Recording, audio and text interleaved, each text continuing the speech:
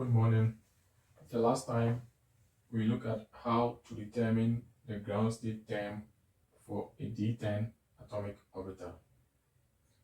Now we are done with determining the ground state for the D orbital. Today I want us to begin with how to determine the ground state for a P1 atomic orbital.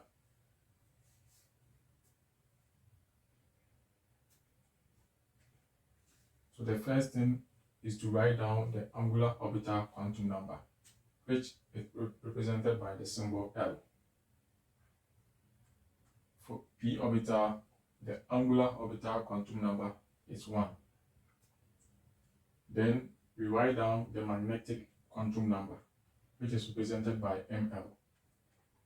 The magnetic quantum number begins from plus L, 0, and negative L. So since L is 1, we begin from plus 1, 0, and negative 1. Then we write down the spin quantum number, which is represented by Ms. An electron can spin upwards, which is represented by plus half, or can spin downwards, which is represented by negative half. Then we write down the orbital. We know the p orbital is a 3 degenerate orbitals. Then we write down the magnetic quantum number of each orbital. Then we fill with the electron. Since we are dealing with P1, we have only one electron.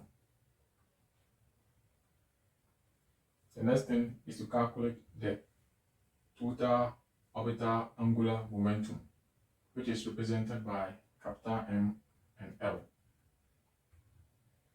The total angular orbital momentum is determined by summing up the magnetic quantum number. In this case, we have only one orbital that contains an electron. So the magnetic quantum number is only 1. These orbitals do not have an electron, so we do not consider them.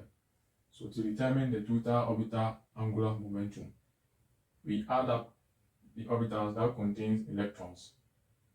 That is, we add the magnetic quantum number of the orbital that contains electrons, taking into account the number of electrons as well. Since we have only one electron, the magnetic quantum number is 1. Assuming we have 2 electrons here, the magnetic quantum number becomes 2. So in this case it is 1. Then the total spin angular momentum. The total spin angular momentum is determined by summing up the spin quantum number of each electron in the orbital. Since we have only one electron and it is spinning upwards, if it is spinning upwards, the spin quantum number is plus half. So we have plus half. Then we determine the spin multiplicity using the formula 2s plus 1. So, sorry,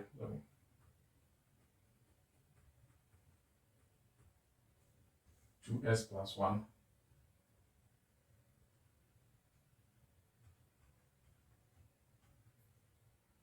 where the s represents the total spin angular momentum, which is half.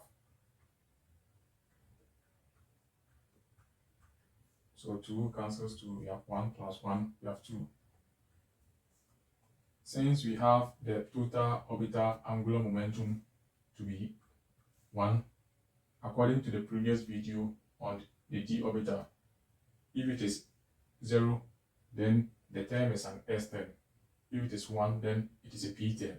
Since it is 1, our term is a p term. And the spin multiplicity is also 2. So the ground state term for P1 atomic orbital is 2p. Thank you very much.